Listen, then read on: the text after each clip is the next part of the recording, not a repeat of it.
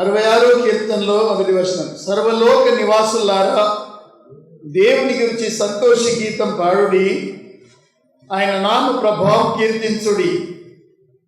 ఆయనకు ప్రభావం ఆరోపించి ఆయనను స్తోత్రించుడి.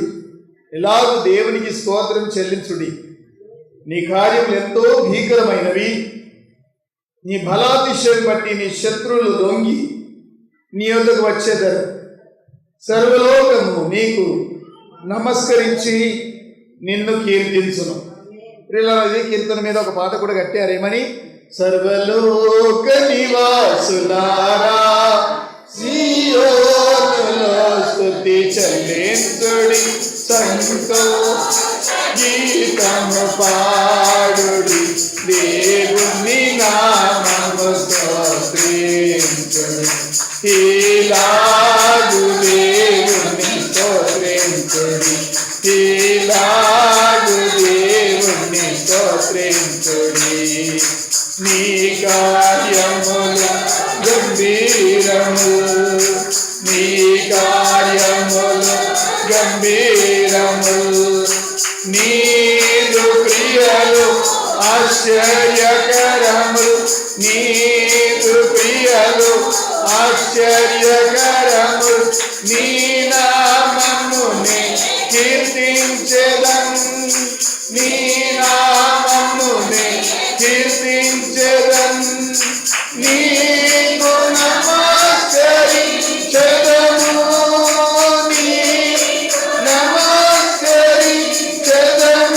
సర్వలోక నివాసులారా సీయోనులో స్తుతి చెల్లించుడి, సంతోష గీతం పాడుడి, దేవుని నామం. ఆమేన్, హల్లెలూయా.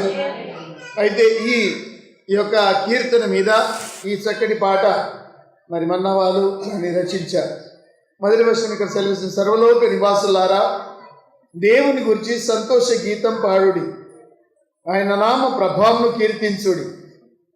ఆయనకు ప్రభావం ఆరోపించి ఆయనను స్తోత్రించుడి. ఇలాగ దేవునికి స్తోత్రము చెల్లించుడు. ఎందుకంటే ఆయన కార్యములు ఎంతో భీకరమైనవి. బలాతిశయం బట్టి శత్రువులను లొంగి యొద్దకు వచ్చేదారు. సర్వలోకం నీకు నమస్కరించి నిన్ను కీర్తించును. మంచి 4వ వచనం అందరం కలిసి చదువుకుందాం. సర్వలోకం నీకు నమస్కరించి నిన్ను కీర్తించును, నీ నామం బట్టి నిన్ను కీర్తించును.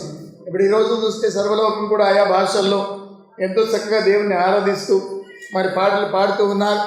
కొరియా దేశం, జపాన్ దేశం, మరి చూస్తే చూడండి పాకిస్తాన్లో కూడా ఆరాధన మొదలైంది. పాకిస్తాన్ వారు కూడా ఎంతో చక్కగా దేవుని ఆరాధన చేసుకుంటా ఉన్నారు. సర్వలోకం నీకు నమస్కరించి నిన్ను కీర్తించును, నీ నామం బట్టి నిన్ను కీర్తించును. ఎందుకంటే ప్రతి వారి మోకాలు వంగును, ప్రతి నాలుక దేవుణ్ణి స్తుతించును అని రాయబడింది. కనుక లోకంలో ఉన్న ప్రతి వారు కూడా మన దేవుని ఎదుట మోకాలు వంచవలసింది అని లేఖనాలు సెలవిస్తూ ఉన్నాయి. లోకంలో ఉన్న ప్రతి మోకాలు ఆయన ఎదుట వంగును. ఎందుకనగా 5వ వచనం, దేవుని ఆశ్చర్యకార్యములు చూడరండి, నరుల ఎడల ఆయన జరిగించు కార్యములను చూడగా ఆయన భీకరుడై ఉన్నాడు. దేవుని స్తోత్రం. దేవుని యొక్క ఆశ్చర్య కార్యములు చూడరండి అంటున్నా. ఇశ్రాయేలు ప్రజలందరూ కూడా బయలుదేరినప్పుడు చూడండి, ఇటు కొండ అటు కొండ వెనుక సైన్యము, ఎటు పారిపోల వారికి తోచడం లేదు, ముంగడ సముద్రం అడ్డుగా ఉంది. అప్పుడు దేవుడు ఏమన్నాడు, వారిని మోషేను కర్ర చాపమన్నాడు, అది పాయలయ్యేటట్టు ప్రకటించమన్నాడు. అప్పుడు ఎప్పుడైతే ఆ కర్రను చాపాడో ఎర్ర సముద్రం పాయలగును గాక అన్నాడో, వెంటనే ఆ సముద్రం పాయలైపోయి ఆరిన నేల మీద వారిని నడవగలిగింది. అంటే ఇది భీకర కార్యాలు. ఆ భీకర ఆశ్చర్య కార్యాలు చూడరండి, నరుల ఎడల ఆయన జరిగించు కార్యములను చూడగా ఆయన భీకరుడై ఉన్నాడు. ఇప్పుడు ఇలాంటి కార్యాలు జరిగినప్పుడు యోవేలు గ్రంథం ఏం సెలవిస్తుందంటే, దానిని మీ ప్రజలకు ప్రకటన చేయుడి, వారు వారి పిల్లలకు దాన్ని ప్రకటన చేయవలెను, ఆ తరం వారట రాబోయే తరంకు దాన్ని చెప్పవలెను. దేవునికి స్తోత్రం. ఏమని? మన దేవుడు గొప్పవాడని, అనేక గొప్ప కార్యాలు చేస్తాడని మనం చెప్పవలేను. చూడండి యోవేలు గ్రంథం 1వ అధ్యాయం 3వ వచనం, ఈ సంగతి మీ బిడ్డలకు తెలియజేయుడి, వారు తమ బిడ్డలకును ఆ బిడ్డలు ఏం చేస్తారు, రాబోయే తరం వారికి తెలియజేయుదురు. ఏంటంటే తెలియజేసేది, గొంగళ పురుగులు విడిచిన దానిని మిడతలు తినివేసి ఉన్నవి, మిడతలు విడిచిన దానిని పసరు పురుగులు తినివేసి ఉన్నవి, పసరు పురుగులు విడిచిన దానిని చీడ పురుగులు తినివేసి ఉన్నవి. దేవునికి స్తోత్రం. అంటే ఒకలాంటి శాపం చాలా సంఘాల్లో నేడు వచ్చేసి ఉంది. ఆ శాపంలో ఆహార వస్తువులు లేవు, మందిరంలో ధాన్యం లేదు, చాలామంది అంగలారుస్తూ ఉన్నారు. యాజకులు కూడా వారి గోనె పట్ట కట్టుకొని అంగలార్చాలని చెప్పి ఉంది. 13వ వచనం చదవండి. యాజకులారా, గోనె పట్ట కట్టుకొని అంగలార్చుడి, బలిపీఠం వద్ద పరిచయం చేయి వాళ్ళారా, రోదనము చేయుడి. నా దేవుని పరిచారకులారా, గోనె పట్ట వేసుకొని రాత్రంతయు గడుపుడి. అంటే హోల్ నైట్ ప్రార్థనలోనికి వెళ్ళిపోండి అంటున్నాడు. ఎందుకు వెళ్ళిపోవాలంటే, నైవేద్యము పానార్పణ మీ దేవుని మందిరం నాకు రాకుండా నిలిచిపోయాను. సైతం నిలిపివేసింది. మందిరానికి పానీయాలు రానియడం లేదు, నైవేద్యం రానియడం లేదు. అందుకే ఉపవాస దినము, ప్రతిష్ఠిత దినము, వ్రత దినం ఏర్పరచుకొని యెహోవాను బతిమిలాడుకున్నటకై పెద్దలను, దేశంలోని జనులందరినీ మీ దేవుడని యెహోవా మందిరంలో సమకూర్చుడి. దేవునికి స్తోత్రం. ఎలాంటి వారు రావాలంటే, పెళ్లి కుమారుడు కూడా రావాలట. పెళ్లి చేసుకున్నాం, మరి కాపురం చేయాలి కదా, మాకు హనీమూన్కు వెళ్ళాలి కదా, ఇయల్ని పెళ్లి జరిగింది కదా, రాలేవు అనడానికి వీల్లేదు. ఇదెంత ప్రాముఖ్యమంటే హోల్ నైట్ ప్రేయర్ 2వ అధ్యాయం 10వ వచనం చూడండి. జనులను సమకూర్చుడి, సమాజ కూటం ప్రతిష్ఠించుడి, పెద్దలను పిలువనంపిడు, చిన్నవారిని స్తన్నపానం చేయు బిడ్డలను కూడా తోడుకొని రండి. చిన్న గుట్టే ఉంది ఇంట్లో, చిన్నపిల్లలు దోలకొచ్చే దోమలు గుట్టాయా? చిన్నపిల్లలకి అక్కడ నిద్ర పడుతుందా? అక్కడ ఏరే బస్సులు పాలు కలిపించేదానికి ఉంటారా? పొడు డబ్బులు అలా పెడతారా? ఇవన్నీ ఉండే కదా. అయినప్పటికీ చిన్నపిల్లల్ని కూడా తోడుకొని రండి. స్తన్నపానం చేయవారు అంటే పాలు తాగే పిల్లలు, తల్లి రొమ్మున ఆనుకొని పాలు తాగే పిల్లల్ని కూడా తోడుకొని రండి. పెళ్లి కుమారుడు కూడా అంతఃపురంలో నుండి, పెళ్లి కుమార్తె కూడా గదిలో నుండి రావలెను. దేవునికి స్తోత్రం. ఏది కూడా కారణం లేదు, ఎందుకంటే అది అంత ఇంపార్టెంట్. సైతాను చొరబడి అనేక ఆత్మీయ జీవితాలను పాడు చేస్తూ, సైతాను ముమ్మరంగా గంతులు వేస్తూ, ఆ ప్రకారం సైతాను అనేకులను వలలో చిక్కించుకొనుచునగా మనం చేయవలసిన పని ఏంటంటే, ఉపవాస దినం, వ్రత దినము ఏర్పరచుకొని దేవునిట బతిమిలాడుకోవాలి. ఎట్లా బతిమిలాడుకోవాలో 1వ అధ్యాయం 8వ వచనంలో ఉంది. యోవేలు గ్రంథంలో చదవండి. పెనిమిడిపోయిన యవనురాలు గోనెపట్ట కట్టుకొని అంగలార్చున్నట్లు నీవు అంగలార్చుము. నైవేద్యమును పానార్పణము యెహోవా మందిరంలోనికి రాకుండా నిలిచిపోయాను. యెహోవాకు పరిచర్య చేయు యాజకులు అంగలార్చుతున్నా. ఎట్లా అంగలార్చాలా? పెనిమిటి పోయిన యవనురాలు, ముసలావిడ కాదు. పెనిమిటి పోయిన నడి ఈడావిడ కూడా కాదు. పెనిమిటి పోయిన యవనురాలు అంటే కొన్ని రోజులు గడిపింది పెనిమిటితో. అకస్మాత్తుగా పెనిమిటి యాక్సిడెంట్లో చనిపోయాడు, దేంట్లో చనిపోయడం అని. ఆ పెనిమిటి పైన యవనురాలు ఎంత ఏడుస్తుందో అలాగనట మనం రోధించాలి. జకర్యా గ్రంథం 12:10 ఎట్లుంది? ఏక కుమారుడు చనిపోయినట్లుగా రోధించాలి. ఇదే 1వ అధ్యాయం 13వ వచనంలో ఎట్లుంది? గోనె పట్టు కట్టుకొని అంగలార్చాలని చెప్పి ఉంది. రోదనం చేయాలి. జకర్యా 12:10 చదవండి.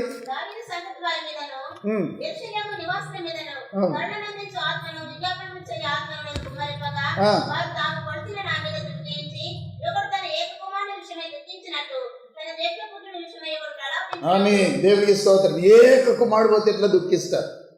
నాకు ఇప్పుడు కూడా జ్ఞాపకం ఉంది. సత్యనారాయణ డాక్టర్ యాక్సిడెంట్లో వాళ్ళ కొడుకు, ఇంకో కొడుకు ఫ్రెండ్ కూడా చనిపోయారండి. ఇద్దరు కూడా చనిపోయినప్పుడు ఎంత దుఃఖక్రాంతులు అయిపోయింది. చిన్న గుడ్డును పెంచి ఒక డాక్టర్ చేసి ఆ మెడికల్ మొత్తం కూడా, ఆ బంగళంతా కూడా, హాస్పిటల్ అంతా చూసుకుంటాడని నిన్న ఆశలు పెట్టుకొని పెంచుకున్నాడు. కుప్పకూలిపోయింది ఒక్కసారిగా. యాక్సిడెంట్ అవుతుందని, చనిపోతాడని చెప్పి వాళ్ళకు కూడా తెలియదు. ఆయన పొగలు స్నానం చేపిస్తా ఉన్నారు తోటి డాక్టర్లు.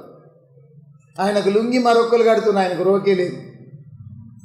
మన మంచిగా ఆడు, ఆయనకేం జరుగుతుందో ఏం రోకలేదు పాపం. అట్లా కుప్పగొలిపోయినాయి. ఏక కుమారుడు పోతే ఎట్లా రోధిస్తారు మనుషులు. ఏక కుమారుడు మల వారసుడు లేడు వారికి. ఇంకా నయమైంది, బిడ్డ ఉంది, బిడ్డకు భర్త వచ్చాడు, వారు హాస్పిటల్ చూసుకోగలుగుతున్నారు, నయమైంది. కానీ ఏక కుమారుడు అంటే వెనక ముందు మళ్ళీ ఎవరు లేరు. అలాంటి వారు ఎట్లా రోధిస్తారో అట్లా మనం రోధించాలి. పెనిమిటి పోయిన వాళ్ళు ఎట్లా రోధిస్తారో అట్లా రోధించాలి. మన ప్రార్థన ఎట్లుంటుంది? సొల్లు ప్రార్థనలు, ఒక్క కన్నీటి చుక్క కూడా రాదు. ఇంట్లో ఏకాంతంగా కన్నీళ్ళు ట్రై చేయి. ఈరోజు వస్తేమో చూడు, ఈరోజు ఎవరు లేనప్పుడు ఏకాంతంగా తలుపు వేసుకో, ఒక 5 నిమిషాలు మోకరించి కన్నీళ్ళు వచ్చే వరకు ప్రార్థించు. కన్నీళ్ళు కొన్ని చుక్కలు వచ్చాయంటే నీ హృదయం మెత్తగా ఉన్నట్టే. ఒకవేళ కన్నీళ్ళు రాలేవంటే నీ హృదయం కఠినమైనట్టే. అది బండ. ఆ బండ ఎక్కడ పోయి బద్దలు కొట్టినా ఏమాత్రం కూడా ప్రయోజనం ఉండదు. దేవునికి మాత్రము ఇంకెవరికి సాధ్యం కాదు. రాతి గుండెని తీసివేసి మాంస గుండెని ఇచ్చేవాడు దేవుడే. గనక మన హృదయం మాత్రం అట్లా బద్దలు కొట్టుకొని పెనిమిటి పోయిన వాళ్ళు తిరిగా రోధించాలి. యవనురాలు రోధించినట్టు రోధించాలి. ఏక కుమారుడు పోయినట్లుగా తల్లి ఎట్లా తండ్రి ఎట్లా రోధిస్తారో అట్లా రోధించాలట. దేవునికి స్తోత్రం. మరొకసారి 66 కీర్తనలోనికి రండి. సర్వలోకం నీకు నమస్కరించి నిన్ను కీర్తించును, నీ నామం బట్టి నిన్ను కీర్తించును. దేవుని ఆశ్చర్య కార్యములను చూడరండి, నరులేడలా అది జరిగించు కార్యములను చూడగా ఆయన భీకరుడై ఉన్నాడు. ఎలా ఉన్నాడు? ఆయన భీకరుడై ఉన్నాడు. ఆయన సముద్రమును ఎండిన భూమిగా చేసెను, జనులు కాలినడక దాటిరి. చూడండి, సముద్రాన్ని ఎండిన భూమిగా చేసేసాడు. సముద్రం ఎప్పుడు నీళ్ళతో నిండి ఉంటుంది కదా. భూలోకం యావత్తులో మన 30 మొత్తం నీళ్ళేనాడ. చారణమందమే భూమి. ఈ భూలోకంలో 3 పార్ట్స్ నీళ్ళతో నిండి ఉంటాయి. సముద్రాలు ఉంటాయి, 7 సముద్రాలు. ఒక పాట మాత్రమే భూగోళం ఉంటుంది, భూమి మనం నివసించడానికి. నీళ్ళు ఎక్కువనా భూమి ఎక్కువనా? చెప్పండి. నీళ్ళు ఎక్కువ ఉన్నాయి. హల్లెలూయా. అయితే ఇప్పుడు చూడండి, సముద్రంని ఆయన ఏం చేశాడు? ఎండిన భూమిగా చేసెను, జనులు కాళ్ళు నడక నడిచిరి దాటిరి. అక్కడ ఆయన యందు మేము సంతోషించితిమి. ఆయన తన పరాక్రమం వలన నిత్యము ఏలుచున్నాడు. అన్ని జనుల మీద ఆయన తన దృష్టి ఉంచి ఉన్నాడు. ద్రోహులు తమ తాము హెచ్చించుకొన తగదు. దేవునికి స్తోత్రం. చూడండి, అన్ని జనుల మీద కూడా దేవుడు దృష్టి ఉంచాడు. ఎవరు ఇజ్రాయేల్ ప్రజల మీద యుద్ధంకి వస్తున్నారు, ఏ దేశంలో యుద్ధం జరుగుతుందో, ఏ ద్రోహులు ఏ పని చేస్తున్నారు, అందరి మీద ఆయన దృష్టి ఉంచి అందరినీ పరిశీలిస్తూ ఉన్నాడు. ద్రోహులు తమ్ము తాము హెచ్చుకున్న తగదు. మనల్ని మనం హెచ్చించుకోవాలని చెప్పి ప్రయాసపడతాం కదా. మనల్ని అందరూ విఐపిగా గుర్తిరగాలి. ఏదైనా పెళ్ళికి పోయినామంటే అందరూ మనల్ని చూడాలి, మన నగలే చూడాలి, మన చీరలు చూడాలి, మన బట్టలు ఉన్నత స్థానంలో వాళ్ళు మనల్ని తీసుకెళ్ళి ఫ్రంట్లో కూర్చుండబెట్టాలి. ఇలాంటి తలంపులు మనకు ఉంటాయి. ఈ పాడిన తలంపులు ఎప్పుడు పోతాయో నాటి నుండే ఉన్నాయి. దేవునికి స్తోత్రం. యేసు ప్రభు కాలం నుండే ఉన్నాయి. అందుకే ప్రభు అన్నాడు, వీళ్ళని ఎవరన్నా ఏదైనా విందుకు ఆహ్వానిస్తే అందరికంటే లాస్ట్ కుర్చీలో కూర్చుండండి. అప్పుడు ఇంటి యజమానుడు వచ్చి, అయ్యా మీరు ఇక్కడ ఎందుకు కూర్చున్నారు, మీరు రండి అని మీ చేయి పట్టుకొని పోయి ఫ్రంట్లో కూర్చుని పెడితే అది మీకు ఘనత. ఒకవేళ మీరు డైరెక్ట్ ఫ్రంట్లో కూర్చున్నారు అనుకోండి, యజమాని వచ్చి, అయ్యా ఇక్కడ ఎమ్మెల్యే సీట్ ఇది, సర్పంచ్ కోసం ఇది పక్కది, ఆ పక్క వార్డు మెంబర్, నువ్వు ఇక్కడికి వెళ్ళావు ఆడ వెనకకు అంటే ఎంత అవమానం అండి. ఆడ ఉండబుద్ధి అవుతుందా? బుక్కడి తినబుద్ధి కూడా కాదు. నల్లముక్క చేసుకొని ఇంటికి రావాల్సిందే, ఓళ్ళు చూడకన ముందు. అలాంటి పరిస్థితి మనం చేసుకోవద్దు. దేవునికి స్తోత్రం. ఇలాంటి కోరద్దు కూడా మనం. ఎలాంటి కోరాలి? యేసు ప్రభు ఎంత దీనుడో ఆ దీనత్వం మనం ఆయన కాడి మన మీద మోసుకొని నేర్చుకోవాలన్న. ఆ దీనత్వం మీ అందరికీ వచ్చునుగాక. దేవుడికి స్తోత్రం. మనందరికీ ఆ దీనత్వం కావాలి. ఇక్కడ ఎంత తగ్గించుకుంటామో అక్కడ ఎంత హెచ్చించబడతాం. దేవుడికి స్తోత్రం. ఇక్కడ ఎంత హెచ్చించుకుంటామో పరలోకంలో అందరికంటే తక్కువగా ఉంటాం. మనకు పరలోకంలో గొప్పతనం కావాలా ఇక్కడ? ఇక మీ ఇష్టం. ఇక్కడనే కావాలంటే ఇక్కడనే తీసుకోవచ్చు. పరలోకంలో అందరి చెప్పులు పోయచ్చు. మనకు పరలోకంలో గొప్పతనం కావాలంటే ఇక్కడ దీనులమై ఉండాలి. అందుకే బైబిల్ చెప్తుంది, ద్రోహులారా తమ్ము తాము హెచ్చుకున్న తగదు. అది మంచిది కాదు హెచ్చించుకోవడం. ద్రోహులారా అని పిలుస్తుంది బైబిల్. వారిని విఐపీలారా అంటుందా? ప్రాముఖ్యమైన మనుషులారా అంటుందా? చూడండి, ద్రోహులు వాళ్ళు, ఉత్త నీచులు. తను తాను హెచ్చించుకున్నా మనకు తగదు. బైబిల్ ప్రకారం కూడా తగదు, లోకంలో కూడా తగదు. ఒప్పుకోరు దానికి. మనం తగ్గించుకోవాలి. చూడండి, ఏపుగా ఉంటుంది గోధుమ చేను, లేక వరి పంట ఎప్పుడైతే గొలికేస్తుందో వంగుడు మొదలవుతుంది. చెట్టుకి ఎప్పుడైతే కాయలు కాస్తాయో వంగుడు మొదలవుతుంది. సృష్టి యావత్తు కూడా మనకు వంగుడు నేర్పుతా ఉంది. ఎంత గోలేస్తుందో అంత అంగిపోతుందండి. నేను గోలేసిన నిటారుగా ఉంటుందా? అలాంటివి ఉంటాయి కొన్ని, కానీ దాంట్లో ధాన్యం ఉండదు, ఉత్త తప్ప. ఏంటిది నిటారుగా ఉండేది? నేను మాత్రం నేను గోలేసినాను అందరికి చూపించడానికి ఇట్లే ఉంటుంది చూడండి. కొచ్చగా ఉన్నాయని ఉత్త తప్పలేదు. నిండా గింజలతో నిండింది ఏం చెప్తుంది? వంగిపోతుంది. మనం కూడా వంగిపోవాలి, హెచ్చించుకున్నడం తగదు. దేవునికి స్తోత్రం. 8వ వచనం చూద్దాం. జనులారా మా దేవుని సన్నుతించుడి, గొప్ప స్వరంతో ఆయన కీర్తి వినిపించుడి. ఎలా పాడాలంట? దేవుణ్ణి గొప్ప స్వరంతో దేవుణ్ణి కీర్తించాలి మనం. చాలామంది స్వరం పక్కలకి వినబడదు, చప్పట్లు కొట్టినా పక్కలకి వినబడదు. అలాంటి ప్రార్థన దేవునికి ఇష్టం ఉంటుందా? మన స్వరం దేవునికి వినిపించాలి. నా ప్రభు వింటున్నాడని ప్రభు కొరకు పాడాలి. హల్లెలూయా. రండి రండి రక్షకుని చేరండి, రండి రండి రక్షకుని చేరండి. హృదయమనే కలుపునొద్దా నా ప్రభువు తట్టుచుండే. హృదయమనే కలుపునొద్దా నా ప్రభువు తట్టుచుండే. ప్రయాసముతో భారముతో కృంగిన వారల నేనే విశ్రాంతి నెట్టునని ప్రియుడు పిలుచుచుండే. నేనే విశ్రాంతి నెట్టునని ప్రియుడు పిలుచుచుండే. ఆమేన్. హల్లెలూయా. చూడండి, మన ప్రియుడు విశ్రాంతి ఇస్తా అని పిలుస్తా ఉన్నారు. ప్రయాసంతో భారంతో చాలా నలిగిపోయిన వారిని 2 చేతులు చాపుకొని యేసుప్రభు దేనికి పిలుస్తుండు? విశ్రాంతి ఇవ్వడానికి. చాలా పొలంలో దున్ని వచ్చి చాలా అలసిపోయి ఎదమర్చి ఎదురుగా పంటారో తినడానికి కూడా రోకుండకుండా బలవంతంగా తినేదో 2 ముద్దలు అలాగా సోయ లేకుండా పడిపోతారండి. అలాంటి నలిగిన వారికి ప్రభు విశ్రాంతి ఇవ్వడానికి తాను 2 చేతులు చాపుకొని పిలుస్తా ఉన్నాడు. దేవునికి స్తోత్రం. గొప్ప స్వరంతో ఆయన కీర్తి వినిపించుడి. ఎలాంటి స్వరంతో? మెల్లని స్వరంతో చెప్పద్దు, గొప్ప స్వరంతో. 9వ వచనం.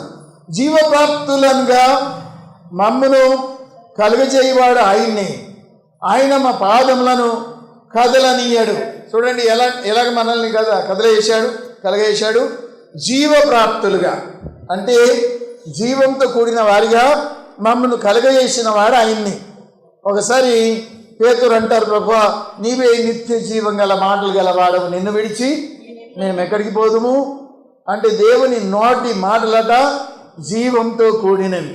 అంతేకాకుండా హృదయంలో నుండి జీవధారలు బయలుదేరును గనక అన్నిటికంటే భద్రంగా బీరువాలో ఉన్న బంగారం కాపాడుకోండి అని ఉందా? అన్నిటికంటే భద్రంగా నోట్లు రహస్య స్థలంలో దాచుకోండి అని ఉందా? అన్నిటికంటే భద్రంగా ఇల్లు తాళం చేయి వాళ్ళకి తెలియకుండా ఆడ భద్రంగా పెట్టానుందా? అన్నిటికంటే ముఖ్యం నీ హృదయం. నీ హృదయంలో నుండి జీవధారలు బయలుదేరుతాయి. జీవధారాలు అంటే ఏంటి?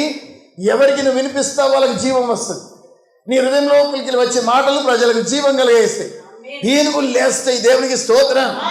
ఎండిన ఎముకలకు మాంసం పొదిగించబడుతుంది, నరాలు పొదిగించబడతాయి, జీవం వెల్లడవుతుంది. కనుక ఆ జీవం గల మాటలు వెల్లడి చేసే హృదయాన్ని నువ్వు భద్రం చేసుకోవాలి. హల్లెలూయా. ఏ కీడు లోపలికి రాకుండా భద్రంగా చేసుకోవాలి. అన్నిటికంటే ముఖ్యంగా హృదయం. జీవప్రాప్తులనగా మమ్మను కలగజేసిన వాడు ఆయన్ని, ఆయన మా పాదములు కదలనీయడు. నీతిమంతులుగా ఉంటారు చూడండి, వాళ్ళ పాదాలు ఎప్పుడు కూడా తొట్టు కాదు. నీతిమంతులుగా ఉన్నవారు పులి లాంటి ధైర్యంతో ఉంటారని. అబద్ధాలు జరిగించే వారికి ఎప్పుడు భయమే భయమే భయమే. ఒక్క అబద్ధం చెప్పిరి, అది బయటపడి తప్పించుకోవడానికి మరొక అబద్ధం. సత్యవంతులు ఎవరైతే ఉంటారో, నీతిమంతులు ఎవరైతే ఉంటారో పుల్లి లాంటి ధైర్యం కలిగి ఉంటారు బైబిల్ చెప్తుంది. కనుక దేవా, నీవు మమ్మను పరిశీలించి ఉన్నావు, వెండిని నిర్మలము చేయు రీతిగా మమ్మను నిర్మలలుగా చేసి ఉన్నారు. వెండి ఎప్పుడైనా ఔషధం దగ్గరికి వస్తే మీరు వెండిని ఆయన ఊది నిర్మలం చేయగా మీరు చూశారా? అగ్గిలో కూటం వేసి ఎదురుగా శుద్ధి చేస్తాడు, మస్తంతా తొలగించడానికి. అది తల మెరిసిపోతూ ఉంటుంది ఆ వెండిలో ఔషధైన ముఖం కనబడుతుందండి, అద్దంలో చూసినట్టు. అది మొత్తం మస్తంతా తొలగిపోయిన తర్వాత అది కరిగి తల మెరుస్తూ ఉంటే అందులో చేష్టోని ఊదేటువంటి ముఖమే కనబడుతుంది. అలాగా వెండి ప్రశస్తంగా చెయ్యు రీతిగా దేవుడు నిన్ను నన్ను ఏం చేస్తున్నాడు? పరిశీలించి శుద్ధి చేస్తున్నాడట.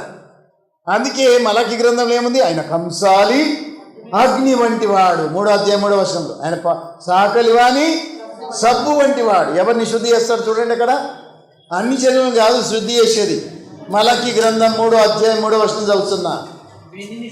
వెండిని శోధించి నిర్మలం చేయువాడైనట్లు కూర్చుని ఉండును, లేవీయులను నీతిని అనుసరించి యెహోవాకు నైవేద్యములు చేయనట్లు వెండి బంగారముల నిర్మలం చేయు రీతిగా ఆయన వారిని నిర్మలులుగా చేయును.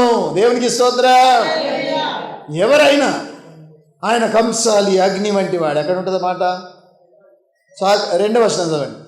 అయితే ఆయన వచ్చు దినంన ఎవరు సహించగలరు? ఆయన అడుగు పడగా ఎవరు ఓర్వగలరు? చదవండి అందరు కలిసిగా. ఆయన కంసాలి అగ్ని వంటి వాడు, చాకలివాని సబ్బు వంటి వాడు, వెండిని శోధించి నిర్మలం చేయనట్లుగా కూర్చుండి ఉండును, లేవీయులను నీతిని అనుసరించి యెహోవాకు నైవేద్యములు చేయనట్లుగా వెండి బంగారం నిర్మలం చేయ రీతిగా ఆయన వారిని నిర్మలులుగా చేయును. ఈ వాక్యం ఆ వాక్యం సేమ్ ఉంటుందండి. ఇక్కడ కూడా మనల్ని పరిశీలిస్తూ ఉన్నాడు. 66 కీర్తనలు మనల్ని శుద్ధి చేస్తూ ఉన్నాడు. వెండిని శుద్ధి చేసినట్టు శుద్ధి చేస్తాడు. కొన్నిసార్లు మనల్ని ఇక్కటి గల్లా ఇబ్బంది గల్లా కొలిమిలో ఎత్తేస్తాడండి. అది వెండి శుద్ధి చేసే మూస కాదు, అది బంగారం శుద్ధి చేసే కొలిమి కూడా కాదు. అది ఎలాంటి కొలిమి చూడండి. 48వ అధ్యాయం యెషయా గ్రంథం 10వ వచనం. యెషయా 48:10. 48వ అధ్యాయము 10వ వచనం చదువుతున్నా. నేను నిన్ను కూటం వేసి తిని వెండిని వేసినట్లు కాదు, ఇబ్బంది కొలిమిలో నిన్ను పరీక్షించి తిని. ఏ కొలిమట? ఇబ్బంది కొలిమి. కొన్ని ఇబ్బందులు వస్తాయి కదా, అకస్మాత్తుగా దిగిరి అప్పు ఎప్పుడు కడతావు? కట్టే 10,000 ఆయనకి ఇచ్చేస్తావు లేదా పోలీస్కి అప్పచెప్తాను. గోల వేసిపోయింది, తిట్టిపోయింది. ఎందుకంటే ఆమెకు కూడా చాలా అవసరతలు ఉన్నాయి. ఆ అవసరతల్లో ఈమె జ్ఞాపకం వచ్చి ఈమె మీద తిట్టిపోయింది అనుకోండి. అప్పుడు మేము ఎలాంటి ఇబ్బంది కొలుములో ఉంటాం. భర్తకేమో ఉద్యోగం ఓడిపోయింది, అవుట్ ఆఫ్ నుండి మర్రి వచ్చింది. ఆయన అవసరం దగ్గర తాకట్టు పెట్టిన బంగారం అంతా కూడా అమ్ముడుపోయింది. ఏం కూడా లేవు తినడానికి ఇంట్లో. ఇబ్బంది కొలిమిలో ఉన్నాం. ఆ పూట కూడా లేదు. అన్నంలో మంచినీళ్ళు కలుపుకొని దాన్ని గంజిగా వేసుకొని మంచి కింద జావా తిరిగి తాగుతూ ఉన్నారు. అలాంటి పరిస్థితి రాలేవా మనకు? వచ్చాయి కొన్ని రోజులు, కొన్ని ఏళ్ళ క్రితం. ఆ పూట కూడా తినడానికి లేకుండే ఇబ్బంది కొలిమిలో మనం ఉంటివి. కానీ ఇలాంటి ఇబ్బంది కొలిమిలో దేవుడు మనల్ని పూటం వేస్తూ ఉన్నాడు, మస్ట్ తీసేస్తూ ఉన్నాడు, దాగులు తీసేస్తూ ఉన్నాడు. వెండిని శుద్ధి చేసినట్టు దేవుడు మనల్ని ఏం చేస్తున్నాడు చెప్పండి? శుద్ధి చేస్తున్నాడు, పూటం వేస్తూ ఉన్నాడు. దేవుడికి స్తోత్రం. పవిత్రపరుస్తూ ఉన్నాడు మనల్ని. శ్రమ కలగక మునుపు నేను దారి తప్పి తిరిగి తిని, శ్రమ కలగలగా నీ కట్టడలు నేర్చుకుంటుని అని 119 కీర్తన 67వ వచనంలో ఉంటుంది. శ్రమ కలగకన ముందు ఇష్టమైన తొక్కులు దొక్కామట మనం. ఒకసారి శ్రమ వచ్చిందంటే ఇక జీవితాంతం దాన్ని మర్చిపోము. ఆ బరిగే దెబ్బ గుర్తుకొస్తుంది, ఆ వాత గుర్తుకొస్తుంది, దేవుడు పెట్టింది. ఆ వాత గుర్తుకొచ్చిగా మనం ఏం చేస్తాం? ఇక జాగ్రత్త పడతాం. అమ్మో, దేవుని కట్టడలకు వ్యతిరేకంగా నడితిమా మంచం పట్టిస్తాడు ఆయన. వ్యతిరేకంగా నడితిమా ఇబ్బందులు పడగొడతాడు. దేవునికి భయపడాలా సుమా, జాగ్రత్త. ఈ భయభక్తులే యాకోబు తన పిల్లలకు నేర్పుతున్న 12 మందిని కూర్చొని పెట్టుకొని, సద్భక్తితో బ్రతుకుగోరు వారు ఎవరైనా ఉన్నారా? ఉంటే వాళ్ళకు కష్టాలు రాక తప్పవు, ఉంటే వారికి ఇబ్బందులు వస్తాయి. ఇలాంటి ఇబ్బందులు వచ్చినప్పటికీ జయించిన వాడు ఏళ్తాడు. దేవునికి స్తోత్రం. 12 మంది కూర్చున్న వాళ్ళు వింటున్నారు. ఆ 12 మందిలో ఒక్కళ్ళు ఎలాంటి వారంటే తండ్రి మంచం ఎక్కినోడే, రూబేన్ ఆయన పేరు. మళ్ళీ ఇద్దరు ఎటువంటి వాళ్ళంటే లేవి, షీమోన్లు హత్య చేసిన వాళ్ళు. దీనను బట్టి ఊరంతా కూడా చంపేశారు మగవాళ్ళని. ఊరంతా కూడా వాళ్ళ మీద పడి వాళ్ళని హతం చేశారు. హంతకులు ఉన్నారు. మళ్ళీ ఒకళ్ళు కంచర్ గాడిది పట్టివారు, మళ్ళీ ఒకళ్ళు కట్లపామాట. దారిలో ఎక్కడ వండుకొని ఉంటుందో చప్పటిదాకా ఎప్పుడు కాటేదో తెలియదు. కట్ల పాము వంటివారు. ఇలాంటి కుటుంబంలో ఎవరిని పెట్టాడు దేవుడు? ఇబ్బంది కుటుంబంలో యోసేపును పెట్టాడు. యోసేపు తండ్రి గారికి ఏం చేసు? అన్నలు చేసిన సమస్త పొరపాట్లన్నీ తెచ్చి తండ్రికి చెప్పు. మనం కూడా ఎవరికి చెప్పాలి? పరలోక తండ్రికి చెప్పాలి. సహోదరులే మరి, ఒక తండ్రికి పుట్టిన వాళ్ళే వారందరూ కూడా 12 మంది అయినప్పటికీ ఎంత తేడా ఉందో చూడండి. మరొక అన్నదమ్ముడు తన కోడల్ని చెరిపినోడు, మరొక అన్నదమ్ముడు తండ్రి మంచమే ఎక్కినోడు, మరొక అన్నదమ్ముడు హంతకులు. ఇలాంటి వారున్నా మరికొంతమంది అన్నదమ్ములు తమ్ముడిని గోతులు ఎత్తేసి 20 వెండి నాణాలకు అమ్మేసుకునేవారు. ఈ కుటుంబంలో ఏం కూడా బాగలేదండి, అందరూ చెడిపోయి ఉన్నారు. మరి వాళ్ళందరినీ కూర్చొని పెట్టుకుని తండ్రి గారు ఏం నేర్పుతుంది? సద్భక్తితో బతకాలి బిడ్డ, సద్భక్తితో బతకాలి. ఆ భక్తి లేకపోతే మీరు పతనం అయిపోతారు, జాగ్రత్త. భక్తిగా ఉన్నోళ్ళు ఏళ్తారు ప్రపంచాన్ని. ఒక్కొనికి మాత్రమే తట్టింది ఆ మాట 12 మందిలో. ఎవరు? యోసేపు. ఎంత శ్రమ వచ్చినా చెడుక్కు పారిపోయాడు. ఒక ఆమె మీద పడ్డా పారిపోయాడు, బట్టలు ఆమె చేతిలో వదిలేసి. నీవు కూడా చెడుక్కు పారిపోవాలి. 2 తిమోతి 2:22లో రాయబడింది, పారిపోడి యవనులారా. చదవండి భాగం, పారిపోవాలని ఉంది అక్కడి నుండి. 2 తిమోతి 2వ అధ్యాయము 22వ వచనం. అన్ని 2 ఈజీగా గుర్తుపట్టుకోవచ్చు. 22 కదండి, 22 తిమోతి. చదవండి. మీరు యవనేచ్ఛల నుండి పారిపోమ్ము, పవిత్ర హృదయులై. చూడండి, ప్రభునకు ప్రార్థన చేయవారితో కూడా నీతిని, విశ్వాసమును, ప్రేమను, సమాధానమును. ఎవరిని వెంటాడాలి? ప్రార్థన చేసేవాళ్ళు. ఎవరిని వెంటాలి?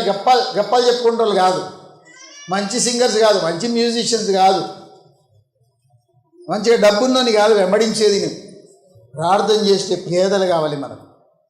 దేవునికి భయపడేవారు ప్రార్థన చేసే వాళ్ళు నువ్వు ఏం చేయాలి? పవిత్ర హృదయంతో, అది కూడా పవిత్ర హృదయులై ప్రభుని ప్రార్థన చేయి వారితో కూడా నీతిని, విశ్వాసమును, ప్రేమను, సమాధానము వెంటాడము. తాగోతులను కాదు వెంబడించేది నీవు. వాళ్ళు ప్రార్థన కూడా చేస్తారు, మంచిగా చేస్తారు, అన్నీ కూడా మళ్ళీ అప్పుడప్పుడు వేసుకుంటూ ఉంటారు. అలాంటి వారిని కాదు వెంబడించేది. నీతిని, విశ్వాసమును, పవిత్రతను వెంబడించేదో సోపతి పట్టాలి, కానీ మీతో సోపతి మీరు పట్టకూడదు. బైబిల్ చెప్తుంది, నేనుగా చెప్పేది.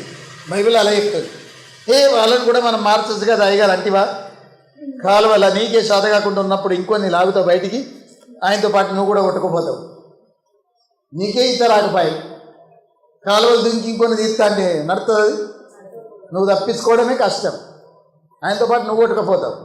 కనుక అలాంటి పనిలో మనం పడిపోవద్దు. దేవుడికి స్తోత్రం. నీతిని, విశ్వాసమును, సమాధానమును, భక్తిని వెంటాడేరోలు ప్రార్థన చేసే వారిని వెంబడించము, అప్పుడు నువ్వు గొప్పవాడవుతావు. చూడండి, వెండిని శుద్ధిపరిచినట్టు దేవుడు నిన్ను శుద్ధి చేయాలని చెప్పి ఇష్టపడుతున్నా. ఎంతమంది ఉదయకాలం ప్రభువా నన్ను శుద్ధినిగా చెయ్యి అని సమర్పించుకోగలుగుతారు. అలాంటి వారు ఎంతో ధన్యులండి కదండి. దావీదు అంత గొప్ప వ్యక్తి కూడా ఏమని ప్రార్థన చేసేవాడు తెలుసా మీకు? 139 కీర్తన చదవండి.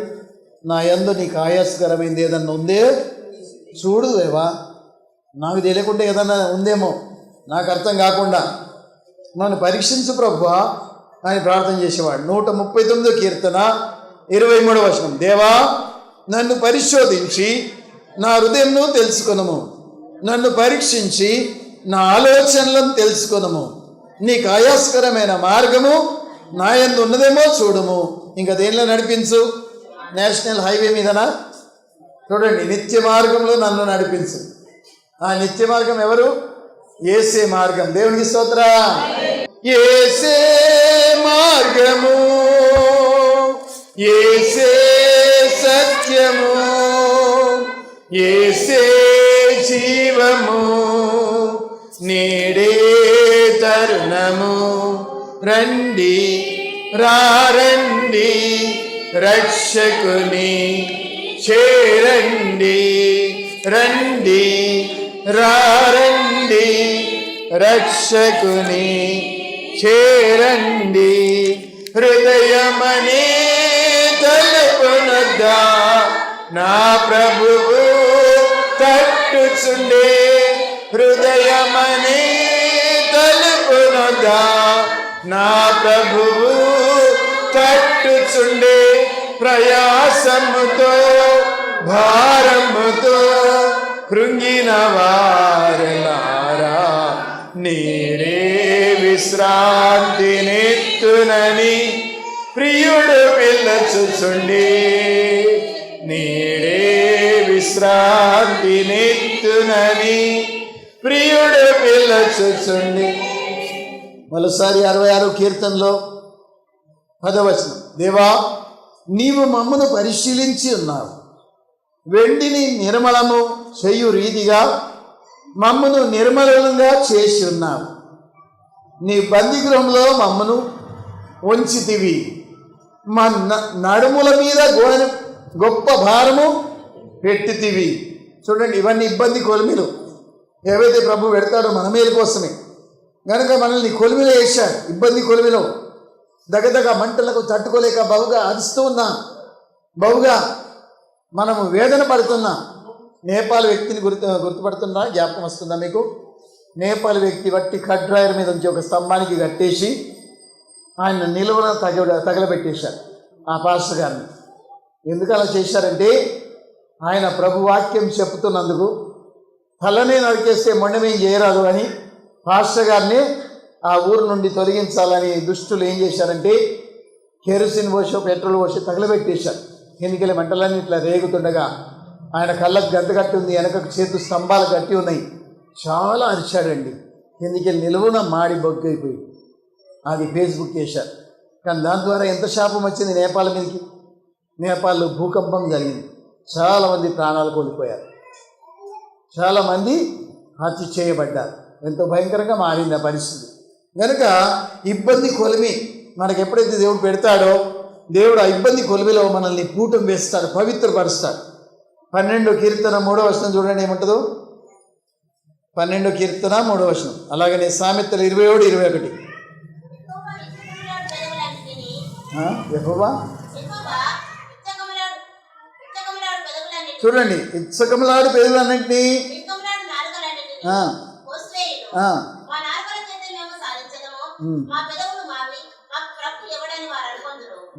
కింది భాగం ఉండదు. యెహోవా సెలవిచ్చుతున్నాడు, యెహోవా మాటలు పవిత్రమైనవి.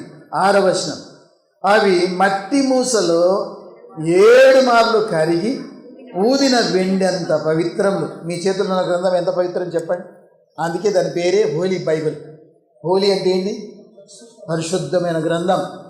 ఆ పరిశుద్ధ గ్రంథం ఎంత పవిత్రమో చెప్పండి. వెండినట మూసలో వేసి 7 మార్లు కరిగించి ఊదిన అంత పవిత్రం. 7 సార్లు ఎవరైనా చేస్తారా? ఒకసారికి మస్ట్ అంతా వెళ్ళిపోతుంది.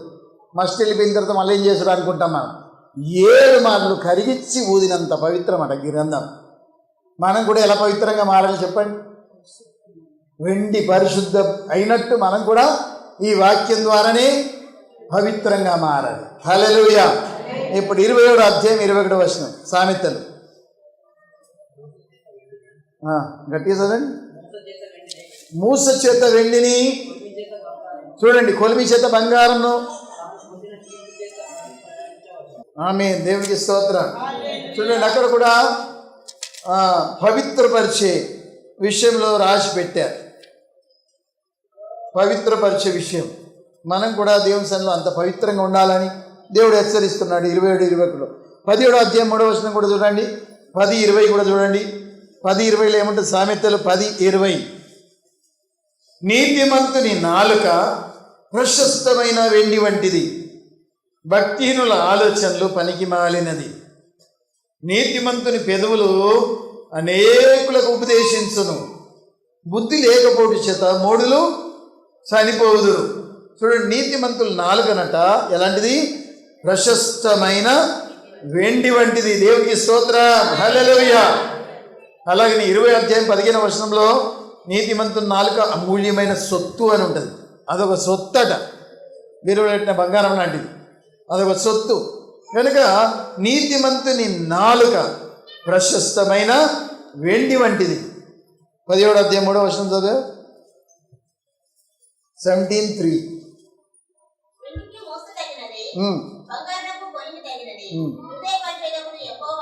ఆమె వెండికి ఏం కావాలి? మూస. బంగారంకి ఏం కావాలి? కొలిమి. కానీ హృదయంకి ఏం కావాలి? యెహోవా. దేవునికి స్తోత్రం. అది ఏ గుండె డాక్టర్ దగ్గరికి పోయినా పని జరగదు. ఆయన స్టంట్ మాత్రం పెట్టి రక్తం మంచిగా ఆడేటట్టు, ఇంకా కొన్ని ఎక్కువ రోజులు బతికేటట్టు చేస్తాడేమో, కానీ మాత్రం హృదయానికి యెహోవాయే తగును. కలుగజేసిన వాడు ఆయనే కనుక యెహోవాయే హృదయాన్ని సరిచెయ్యును. దేవునికి స్తోత్రం. హల్లెలూయా. ఒకసారి నూతనంగా పెళ్లి చేసుకున్న దంపతులు కారులో వెళ్ళిపోతున్నారట. కారు మధ్యలో బ్రేక్ డౌన్ అయిందట. దాన్ని ఎంత 2 గంటల సేపు కష్టపడ్డాట, ఏం కూడా జరగడం లేదు, ఎక్కడేం అర్థమవుతలేదు. ఒక ముసలే వచ్చిందట, సార్ నేను దీన్ని సరి చేస్తా అని చెప్పి అంటే, నేనే 2 గంటల నుండి దండలాడుతున్నా, నువ్వేమన్నా మెకానిక్వా, నీకేం గుర్తు, సార్ ఒకసారి ఛాన్స్ ఇవ్వండి అని చెప్పి అన్నాడట. 2 నిమిషాలు ఏదో వైర్లు కనెక్షన్ చేసిండట, ఛార్జ్ అయిపో అన్నాడట. అరే 2 గంటల సంది నేనే ఎంతో తలతిప్పులు పడ్డా, తలతానం పానం తొక్కకొచ్చింది, నువ్వేం చేసినట్టు 2 నిమిషాలు దండలాడి ఛార్జ్ అంటావు అని ఎగదిగా చూసిండట మనిషి. ఛార్జ్ చేయవయ్యా అన్నాడు అడిగిన. ఇక నీదిమ్మాయి అన్నట్టు ఛార్జ్ చేసినట, మంచిగా బండి స్టార్ట్ అయిపోయిందట. అప్పుడు ఆ ముసలి చెప్తున్నట, నా పేరు హెన్రీ ఫోర్డ్, ఈ బండి తయారు చేసిన వాడిని నేనే అన్నాడు. దేవునికి స్తోత్రం. ఎవరా వ్యక్తి? Henry Ford. ఫోర్డ్ బండి మీరు చూస్తారు చూడండి, చాలా కాస్ట్లీ ఉంటుంది రోడ్ల మీద. ఆ హెన్రీ ఫోర్డ్ ఆ మాట చెప్పాడట. చూడండి, మనల్ని కూడా కలిగేసిన వాడెవరు? మన క్రియేటర్ దేవుడు. కనుక మన హృదయం సంగతి అంతా కూడా ఆయనకు తెలుసు. మన హృదయంలో ఏ బాధ ఉందో, ఎంత నలిగి ఉన్నామో, ఎన్ని కష్టాలు అనుభవిస్తున్నామో, ఎంత బాధ గుండా వెళ్తున్నామో, పరీక్షల టెన్షన్ అంటే ఏంటిదో దేవునికి అన్నీ తెలుసు. దేవునికి స్తోత్రం. అప్పుల బాధ అంటే ఏందో, నలిగిపోతున్నాం, జాబ్ దొరకక పరిస్థితి ఏందో, అవుటకు వెళ్ళాం, జీతాలు ఇయ్యలేకపోతున్నారు, ఆ పరిస్థితి ఏంటో దేవునికి బహుగా తెలుసు. గనుక దేవుడు మనల్ని తప్పకుండా వాటి నుండి విడిపిస్తాడు. ఆమేన్. హల్లెలూయా. 12వ వచనం చూడండి, 66వ కీర్తన 12వ వచనం. నరులు మా నెత్తి మీద ఎక్కునట్లు చేసితివి.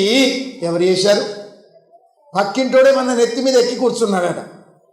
ఎవరు చేశారు? ఎక్కినట్లు చేస్తేవి అంటే దేవుడు చేసినట్టు. ఇది నరులు మా నెత్తి మీద ఎక్కునట్లు చేసితివి, మేము నిప్పుల్లోనూ నీళ్ళలోనూ పడితిమి. ఎవరు పడ్డారు? నిప్పుల మీద. చేతులు కాలిన తర్వాత ఆకులు పడతారు అంటారు కదా సామెత. మనమే పడ్డాం. అది ఆయన పడగొట్టలేదు. నిప్పుల్లో నీళ్ళల్లో ఎవరు పడగొట్టిండ్రు? మనమేనట.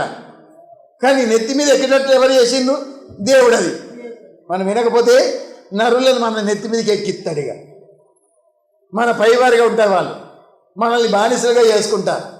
వాళ్ళు మనల్ని కూర్చున్నట్టు కూర్చుంటే, లేమంటే లేచుడు. ఎంత దారుణమైన పరిస్థితి అయిపోతుంది. మన బాస్ మన మీద కనికరం చూపడిగా వాడు పెద్దరికం చేస్తూ ఉంటాడు మన మీద. నరులు మన నెత్తి మీద ఎక్కినట్లు చేస్తేవి, మేము నిప్పుల్లోనూ నీళ్ళలోనూ పడితివి.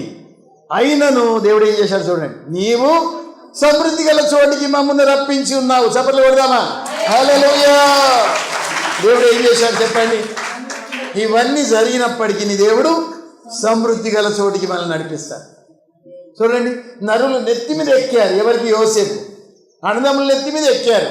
పోతిఫర్ భార్య నెత్తి మీద ఎక్కింది. తుదకు ఎక్కడ పడ్డాడు? జైల్లో పడ్డాడు. నిప్పుల్లో పడ్డాడు, నీళ్ళల్లో పడ్డాడు, గోతిలో పడ్డాడు.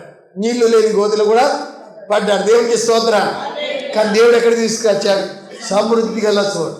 ఐగుప్తు దేశం అంతా ఆయనకు అప్పచెప్పాడు. చూడండి, ఐగుప్తు దేశం అంతటి మీద కుడి చేతి ఎడమ చేతి లావట్టాలంటే కూడా యోసేపు పర్మిషన్ కావాలని. ఏ ఒక్కరు కూడా తన ఇష్టానుసారంగా మెదలరు నీ పర్మిషన్ లేకుండా ఫరో చెప్పేశాడు.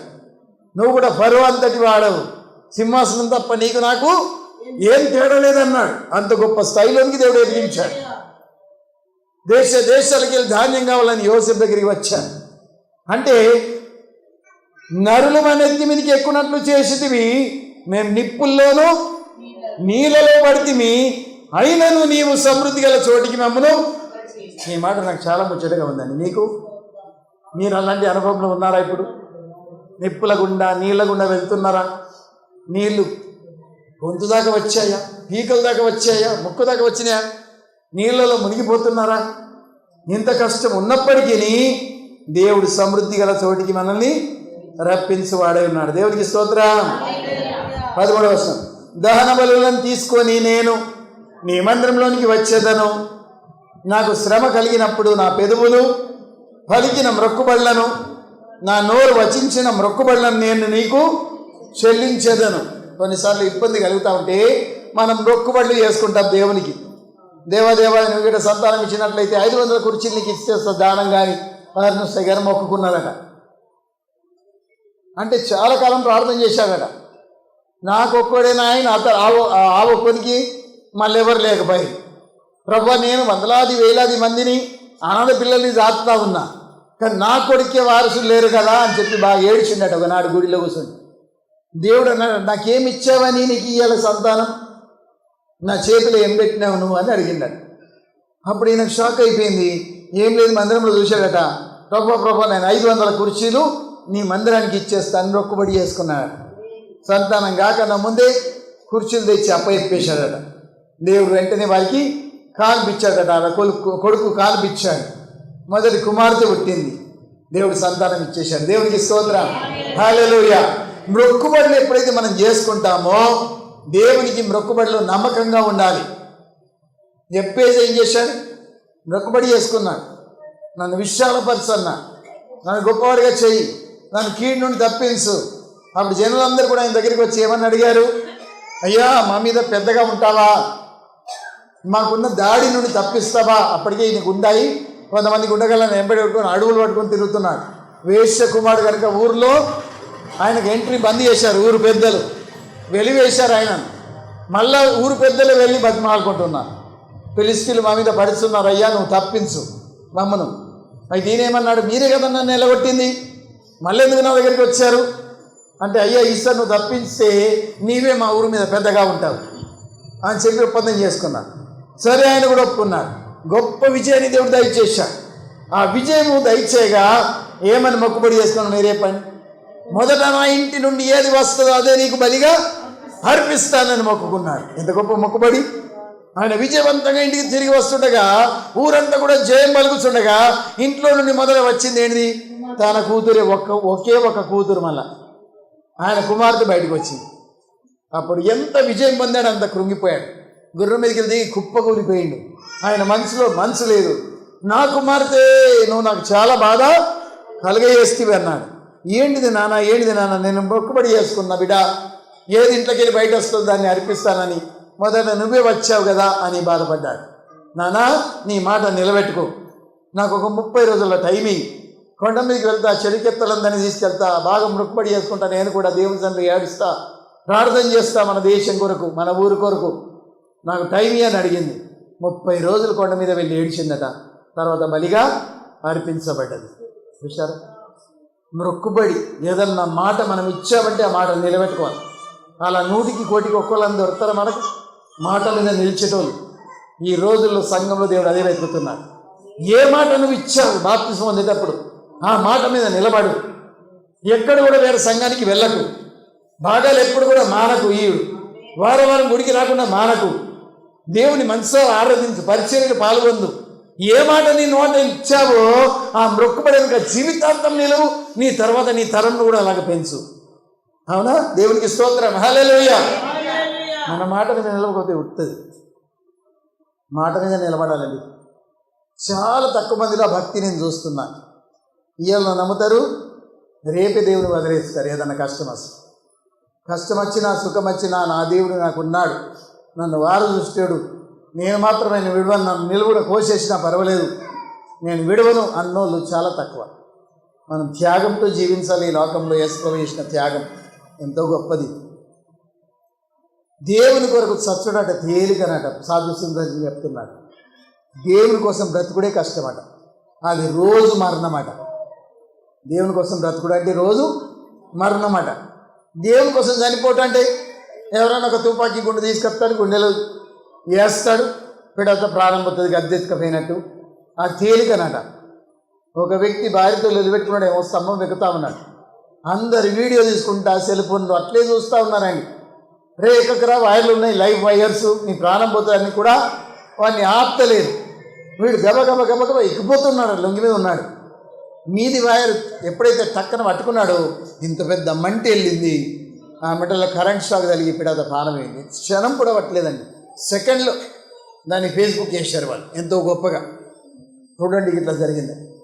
మరి తీసినోడు కాపాడాలి కదా ఆ ప్రాణాన్ని. ఎక్కంగా చూసి చుట్టూ తమాషగా చూస్తూ ప్రజలు నిలబడాలి.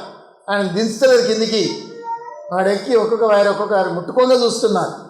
ఆఖరికి కరెంట్తో ఉన్న వైర్ని ముట్టుకోగా ఆ పెద్ద స్తంభం మీద పూలది ఎన్నో వాట్స్ ప్రవహించే ఆ కరెంటు వీళ్ళలో ప్రవేశించి కరెంట్ షాక్తో పెద్ద మంటలేని చచ్చిపోయాడు. పెద్ద టప్పని పడ్డాడు. ఎంత భయంకరం. ప్రాణము లెక్క చేయడం లేదు మంది. దేవునికి మనం మొక్కుబడులు చెల్లించుకోవాలి. మన నోరైతే వచ్చిస్తుందో దాన్ని చెల్లించడానికి ఆలస్యం చేయొద్దట. ఒకసారి సంతానం లేని వాళ్ళు ఇద్దరు వేయిందట. దేవా నాకు ఇట్లా సంతానం ఇస్తే మావిడ పెంచుకున్న మేక పెద్ద పొట్టేలు నీకే ఇచ్చేస్తా అని దేవునికి మొక్కుబడి చేసుకుంటున్నాడు. ఆమె మోసెత్తో విడిచింది. ఏంటిది, అంత పెద్ద పొట్టేలు ఇస్తావా? ఈయన నాలుక పెడితే ఊరుకో, సంతానం ఇది కానీ మేకలేదు తోకలేదు అన్నాడట. సంతానం ఇది కానీ మేకలేదు తోకలేదు ఉత్తమాటలే అంటున్నాడ. దేవుని కంటే ఆ మాట వలుకుతుంది. చూడండి కొంతమంది మొక్కుబడులు ఎట్లుంటాయో, ఎంత తేలిక. దేవునికి మొక్కుబడి మనం చేసుకుంటే దాన్ని చెల్లించుటకు ఆలస్యం కూడా చేయొద్దని ప్రసంగి 5వ అధ్యాయంలో ఉంటుంది. చదవండి భాగం తెరిచి. ప్రసంగి 5వ అధ్యాయం 4వ వచనమా చదవండి. నీవు దేవునికి మొక్కుబడి చేసుకున్న ఎడల దాన్ని చెల్లించుటకు ఆలస్యం చేయకము. బుద్ధిహీనుల యందు ఆయన ఇష్టం లేదు. నీ మొక్కుబడి చెల్లించము. చూడండి, మొక్కుకొని చెల్లించకపోతే మనకు కీడు. మొక్కున్న దాన్ని చెల్లించకపోతే మన కీడు. దానికంటే మంచిది ఏంటి? మొక్కుకోకుండా ఉంటేనే మంచిదట. మొక్కుబడి చేసుకున్నామంటే తప్పకుండా దాన్ని ఇచ్చి తీరాలి. కానీ మొక్కుబడి చేసుకొని ఇవ్వకపోతే మనకు కీడట. కనుక ఇక్కడ దావీదు భక్తుడు ఏమని చేసుకుంటున్న మొక్కుబడి చూడండి. 66 కీర్తనలో 15వ వచనం.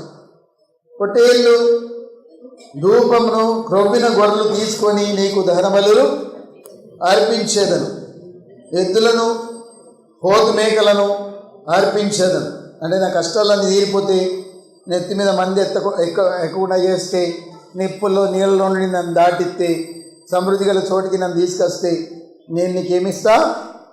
పొట్టేళ్ళని ఇస్తా ప్రభువా, క్రొవ్విన గొర్రెలను ఇస్తా ప్రభువా, నీకు ఎద్దులను ఇస్తా, మేకపోతులను ఇస్తా అని మొక్కుబడి చేసుకున్నాను.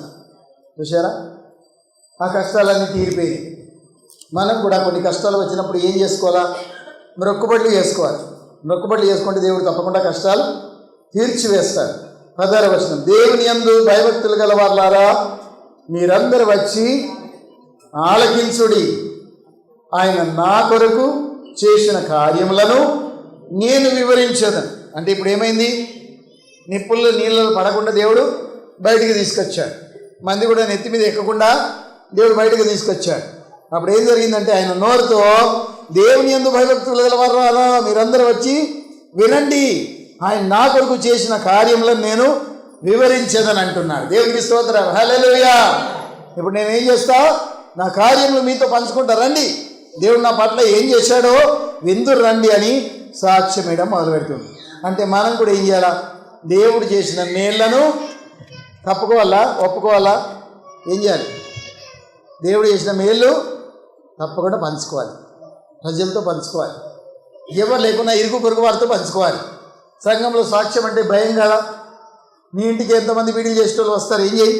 ఆ సాక్ష్యాన్ని వివరించు. నీ పట్ల జరిగిన మేళ్ళు.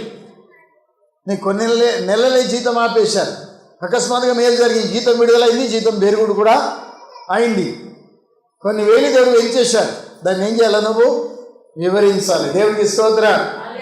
మావాడు సంతోషంతో చెప్తున్నాడు, డాడీ అందరికీ 3000 పెరిగినాయి, నాకు మాత్రం 800 700 పెంచాడు, అయినా నేను సంతోషిస్తున్నా అంటున్నాను. దానికి ఎంత మంచి మనసు ఉంది చూడండి. ఇంకోలు అయితే కృంగిపోతారు కదా, నా పక్కోళ్ళకి గింత పెంచి నా గింత తక్కువ రాని, వాడికి కొంచెం తక్కువ పెరిగినా వాడు సంతోషిస్తున్నాడు దేవునిలో.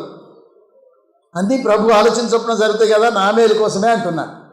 నేను అన్నా సార్కు మళ్ళీ కనికరం పుడుతుందేమోరా, మళ్ళీ నీకు వాళ్ళకంటే ఎక్కువ వేస్తాడచ్చు, నువ్వేం బాధపడకని నేను చెప్పిన. దేవునికి స్తోత్రం, హల్లెలూయా. చూడండి, దేవునికి మొక్కుబడులు మనం చెల్లించుకోవాలి. పొట్టేళ్లను అర్పిస్తా అన్నాడు, క్రొవ్విన గొర్రెలను అర్పిస్తా అన్నాడు, దహన బలులను అర్పించదను, ఎద్దులను పోతులను అర్పించదని అంటున్నాడు. 10వ వచనం చదువుదాం.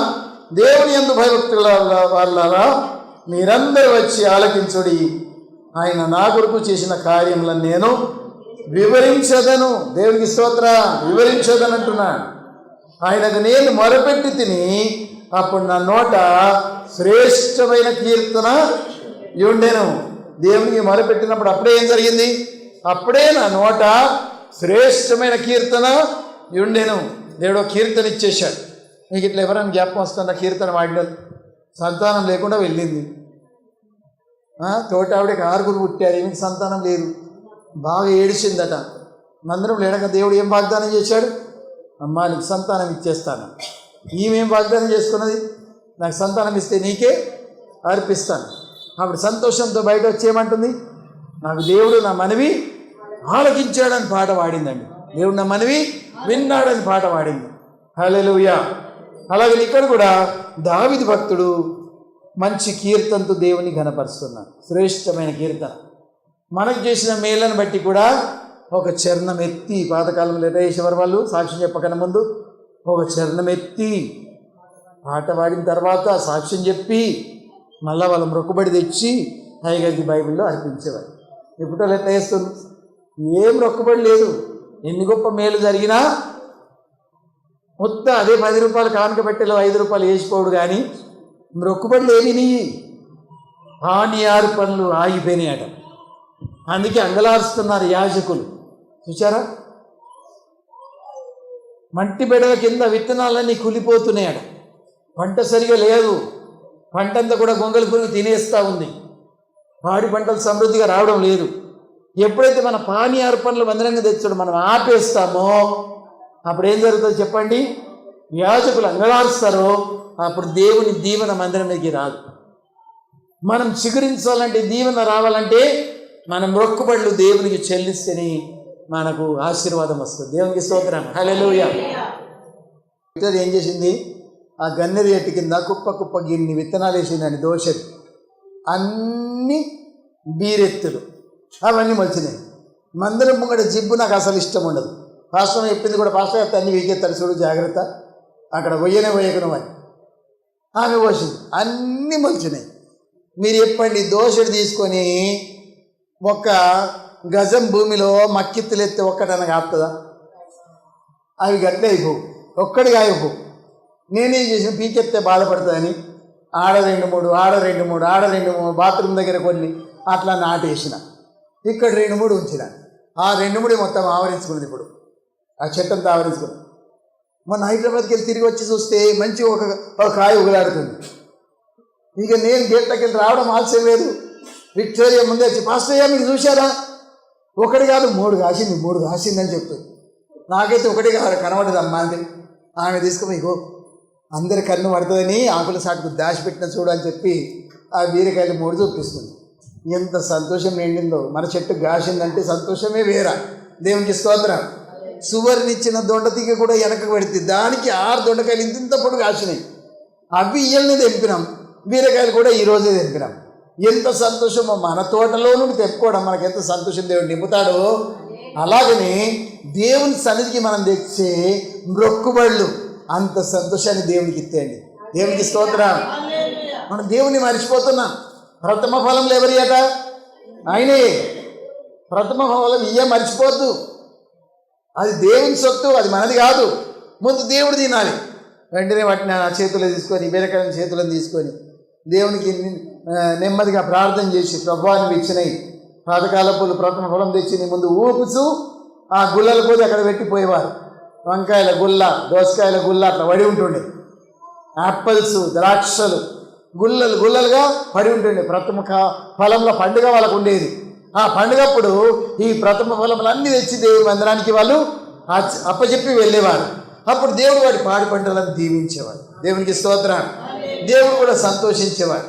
మనం కూడా దేవునికి ఎప్పుడైతే పొట్టేళ్ళు, క్రొవ్విన గొర్రెలు, ఎద్దు పోతులు, పోతు మేకలు, కుంటిది గుడ్డి అర్పించాడా? కుంటిది గుడ్డిది మన అధికారులకు ఇచ్చిన అధికారులు ఒప్పుకోరాట.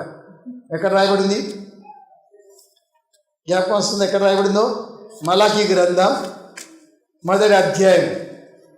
కుంటివి గుడ్డివి ఎప్పుడు మందిరానికి తేవద్దు సుమా. అక్కిపోయిన పురుగుబట్టిన ఎప్పుడు తేవద్దు బీరకాయలు. ఎందుకంటే ఆయన బహుఘనుడు. 5వ వచనం చదువుతున్నాను. మలాకీ 1వ అధ్యాయం 5వ వచనం. కన్నులారా దాన్ని చూచి ఇశ్రాయేలుల సరిహద్దుల్లో యెహోవా బహు ఘనుడుగా ఉన్నాడు అని మీరందరూ. ఆయన ఘనుడు. ఇప్పుడు 8వ వచనం చదవండి. గుడ్డిదానిని తీసుకొని బలిగా అర్పించిన ఎడల అది దోషం కాదా? కుంటిదాన్ని అయినను రోగం గలదాని అయినను అర్పించిన ఎడల అది దోషం కాదా? అట్టి వాటిని నీ అధికారికి నీవు ఇచ్చిన ఎడల అతడు నీకు దయచూపునా, నిన్ను అంగీకరించునా అని సైన్యములకు అధిపతికి యెహోవా అడుగుచున్నాడు. దేవునికి స్తోత్రం. హల్లెలూయా. ఇప్పుడు ఇదే అధ్యాయంలో ఆఖరి వచనంలో ఆఖరి భాగం చదవండి. 14వ వచనంలో చూడండి. నేను ఘనమైన మహారాజునై ఉన్నాను. ఎవరట? మన దేవుడు ఘనమైన మహారాజు. పలకండి ఒకసారి. ఘనమైన మహారాజు. ఉత్తరాజు కాదు, ఘనమైన మహారాజు. నేను ఘనమైన మహారాజునై ఉన్నాను. అన్యజనులలో నా నామము భయంకరమైనదిగా ఎంచబడుతున్నదని సైన్యములకు అధిపతికి యెహోవా సెలవిచ్చుచున్నాడు. కాబట్టి తన మందలో మగది ఉండగా యెహోవాకు మొక్కుబడి చేసి చెడిపోయిన దానిని అర్పించు వంచకుడు శాపగ్రస్తుడు. అబ్బో, శాపం వచ్చేసి ఏదైతే మనం అర్పించాలని చెప్పుకున్నామో, తలంచుకున్నామో మొక్కుబడి, దాన్ని అర్పించకపోతే మన ఇంటికి శాపం వస్తుంది. కంపేడు ఇంటికి శాపం వచ్చడం మంచిదా? మనం ఒప్పుకున్నది కోల్పోయిన పర్వాలేదు, దేవుని దీవెన రావాలని కోరటం మంచిదా? దేవుని దీవెన మనకు కావాలండి. ఇంటికి శాపం మనకెందుకు? మన పిల్లల శాపం మనకెందుకు? దవాఖానలో కొంటి దులుపుడు మనకెందుకు? 4 కొత్తలు పోయినా పర్వాలేదు, పై అధికారికే ఇద్దాం, మహారాజుకే ఇద్దాం, అది కూడా ఘనమైన మహారాజుకే ఇద్దాం. దవాఖానలో కొంటి ఏదో కంటి డాక్టర్కు, పంటి డాక్టర్కు, గుండె డాక్టర్కి ఎందుకు ఆయనకు దారిపోయాలి? అయినా దేవుడు రాబట్టుకుంటా అంటున్నాడు. కొన్ని మనం అనుకున్నది ఇవ్వకపోతే దేవుడు ఏం చేస్తాడు? దాన్ని రాబట్టుకుంటాడట. అంటే ఎలా రాబట్టుకుంటాడు? చూడండి, ఎలా వడగొట్టైనా రాబట్టుకుంటాడు. అలా రాబట్టుకున్నాడు కాకుండా ఆయన ఘనమైన మహారాజు కనుక దేవుడికి మనం చేసుకున్నాం మొక్కుబడి తప్పకుండా దేవునికి చెల్లించాలి. అప్పుడు దేవుడు మన నోట చక్కటి కీర్తన ఇస్తాడు. ఆ కీర్తన వాడి ఇతరులకు మనం సాక్ష్యం చెప్పిన వాళ్ళం అవుతాం. మన కుటుంబం బహుగా దీవించబడి ఇతరులు కూడా చెప్పుకుంటారు. ఏమని? అమ్మో, వాళ్ళ కుటుంబం దేవుణ్ణి నమ్ముకుంటే ఎంత గొప్పదైపోయింది, వాళ్ళు ఎంత గొప్పవారైపోయింది, వాళ్ళ పిల్లలు ఎంత ఘనులైపోయింది, వాళ్ళ చదువులు ఎంత గొప్పయి, ఎంత మంచి ఉద్యోగాలు వచ్చాయి అని అన్యజనం చెప్పుకుంటారండి. మంచిది. 66 కీర్తనల ఆఖరి భాగంలోకి రండి. 17వ వచనం. ఆయనకు నేను మొరపెడితిని, అప్పుడే నా నోట శ్రేష్టమైన కీర్తన ఉండెను. నా హృదయంలో నేను పాపం లక్ష్యం చేసిన ఎడల, చదవండి, ప్రభు నా మనవి వినకపోవును. దేవుడు ప్రార్థన వింటాడు, కానీ ఏ ప్రార్థన వినాడు? ఇక్కడ చూడండి, ఒక ప్రార్థన దేవుడు వినాడు, ఎంత చేసినా వినాడు. ఏ ప్రార్థన అది? హృదయంలో పాపంను లక్ష్యం చేస్తే ఆ ప్రార్థన పైకప్పు కూడా దాటదు. బాల్ ఎగరేస్తే ఎట్లా ఎగరేసిన దగ్గరికి వస్తుందో అట్లే ఆ ప్రార్థన తిరిగి మన ఒడిలోనికి వస్తుంది, ఏ ఫలితం లేకుండా. చూడండి, పాపంలో లక్ష్యం చేస్తే ప్రభు నా మనవి వినకపోవును. పాపంలో లక్ష్యం చేస్తే ప్రభు ప్రార్థన వినడు. పక్కలకు చెప్పండి, పాపం లక్ష్యం చేస్తే ప్రార్థన వినడు దేవుడు. మంచి 19వ వచనం. నిశ్చయంగా దేవుడు నా మనవి అంగీకరించి ఉన్నాడు, ఆయన నా విజ్ఞాపన ఆలకించి ఉన్నాడు. ఇప్పుడు ఆఖరి వచనం అందరం కలిసి, దేవుడు నా ప్రార్థన త్రోసివేయలేడు. నా యొద్ద నుండి తన కృప తొలగింపలేదు. ఆయన సన్నతింపబడును గాక. దేవునికి స్తోత్ర. దేవుడు మన ప్రార్థన అప్పుడు మనం చెప్పగలుగుతాం, తోసివేయలేడని. మన ప్రార్థన దేవుడు ఆలకించిందని, ఆయన కృప మన నుండి తొలగిపోలేదని చెప్పగలుగుతాం. హల్లెలూయా, హల్లెలూయా, హల్లెలూయా, హల్లెలూయా. చూడండి, ఆయన కృప మన వద్ద నుండి తొలగిపోలేదు. శాశ్వతమైన ప్రేమతో నేను నిన్ను ప్రేమించుతున్నాను గనక విడవక నీ ఎడల కృప చూపుతున్నాను. ఇర్మీయా గ్రంథం 31:3 సెలవిచ్చాను.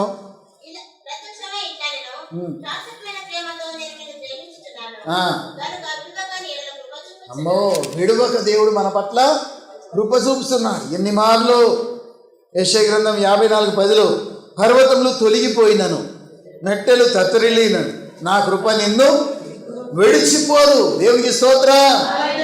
దేవుని కృపనట మనల్ని విడిచిపోదు.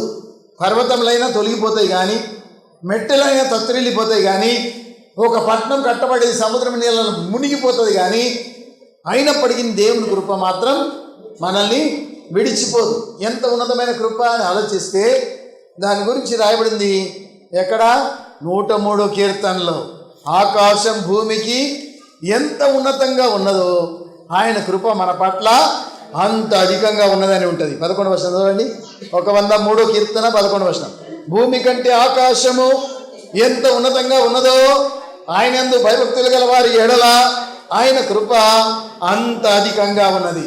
నా పట్ల దేవుని కృప ఎంత ఉంది? చిట్టెడా, అట్టెడా, మానేడా? చెప్పండి, క్వింటలా? ఎంత అధికంగా ఉంది ఆయన కృప? భూమి కంటే ఆకాశం ఎంత ఉన్నతంగా ఉందో, ఎంత ఎత్తుగా ఉందో మన పట్ల ఆయన కృప అంత ఎత్తుగా ఉండాలి. అంత కృపతో దేవుడు మనల్ని నింపేశాడు. దేవునికి స్తోత్రం చెప్దామా? హల్లెలూయా, హల్లెలూయా. కృపలను తలంచుచు ఆయుష్కాలమంతా ప్రభుని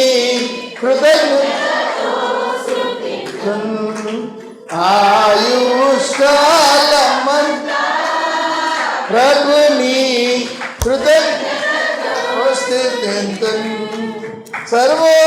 సర్వోన్నతుడైనా నా దేవునితో చేరి సతనము తన కృప వెల్లడి చేయ స్తుతులతో నింపేను,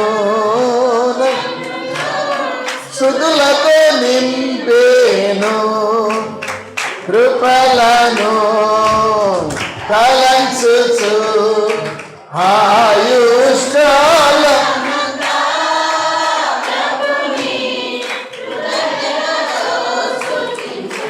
నీ కృప నిత్యముండును, నీ కృప నిత్య జీవము, నీ కృప వివరించ నా తరమ యేసయ్యా. నీ కృప నిత్యముండును, నీ కృప నిత్య జీవము, నీ కృప వివరించ శాశ్వత కృపను నేను తలంచగా కానుక నైతిని నీ సన్నిధిలో. శాశ్వత కృపను నేను తలంచగా కానుక నైతిని నీ సన్ని. ఆమె ముళ్ళు తొలగించమని ముమ్మారు అడిగాడు, ముళ్ళు తొలగించలేదు దేవుడు. మన ఆయన ప్రార్థన చేసి దస్తిస్తే ఎంతోమంది రోగులు మంచిగా అయిపోతున్నారు. ఆయన నీడ మాత్రం పడితే పీనుగులు లేచి కూర్చుంటున్నాయి. ఆయన మాట మాత్రం సెలవిస్తే రోగులు మంచిగా అయిపోతున్నారు. కానీ ముళ్ళు తీయమని 3 సార్లు అడిగినా ఏమన్నాడు దేవుడు? నా కృప నీకు అడగకు, నా కృప నీకు చాలు, అంతే, ఇక మళ్ళీ అడగకు, ముళ్ళు తీయమని అసలే అడగకు, నేను తీయను అన్నాడు దేవుడు. ఆ ముళ్ళు అట్లే ఉంచాడు దేవుడు. కొన్ని అట్లా చేస్తారు కదా దేవుడు. ఎందుకోసం ఉంచాడని తర్వాత పోలు రాస్తున్నాడు. నాకు కలిగిన ప్రత్యక్షతలో నేను బహుగా ఉప్పొంగిపోకుండా, నేను గర్వపడి నా కళలు వస్తున్నాయి, దర్శనాలు వస్తున్నాయి, 3వ ఆకాశం దాకా వెళ్ళినో నేనని చెప్పుకొనక సాతాను దూతను దేవుడు నాకు ఉంచాడు. ముళ్ళుతో పొడిచదనుకు అంటున్నాడు. ముళ్ళుతో పొడిస్తే అప్పుడు దేవునికి ప్రార్థన చేయగలుగుతున్నాడు. అయ్యా ముళ్ళు తొలగించు. అప్పుడు దీనుడు కాగలుగుతున్నాడు. ఆయన స్థితి ఏంటో గుర్తెరగడానికి దేవుడు ఆ ముళ్ళును ఉంచాడట. దేవునికి స్తోత్ర.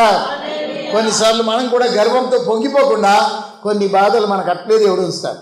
ఉంచేయమంటాడు చెప్పండి, నా కృప నీకు చాలు. దేవునికి స్తోత్ర. దేవుని కృప ఎంతో అమూల్యమైనది. దేవుని కృప మనందరికీ కావాలి. ఇందాక మనం పడిపోకుండా ఉన్నామంటే అది దేవుని కృపనే. ఆరోగ్యంతో ఉన్నామంటే దేవుని కృపనే. మన కుటుంబం మనం అందరం కూడా చల్లగా ఉన్నామంటే దేవుని కృపనే. హల్లెలూయా. చూడండి, కీర్తన ద్వారా దేవుడు మనతో మాట్లాడు. కొన్నిసార్లు ఏం చేస్తాడు, వెండి మూసలో మనల్ని వేసి పరిశీలిస్తాడు. కొన్నిసార్లు ఇబ్బంది కొలిమిలో మనల్ని వేసి మనల్ని బాగా ఇబ్బందుల పాలు చేస్తాడు. నరులే నెత్తి మీదకి ఎక్కేటట్టు చేస్తాడు. అంతేకాకుండా నిప్పుల్లో నీళ్ళలో మనం పడిపోతాం. అయినప్పటికీ సమృద్ధి గల చోటికి మనల్ని తీసుకొస్తాడు. మనం మొక్కుబడి చేసుకుంటాం. ప్రభువా, నువ్వు మొక్కుబడి విని నన్ను ఈ బాధలను తొలగిస్తే ఫలాన్ని నేను చెల్లించుకుంటా నీ గుడికి అని చెప్పి మొక్కుబడి చేసుకుంటా.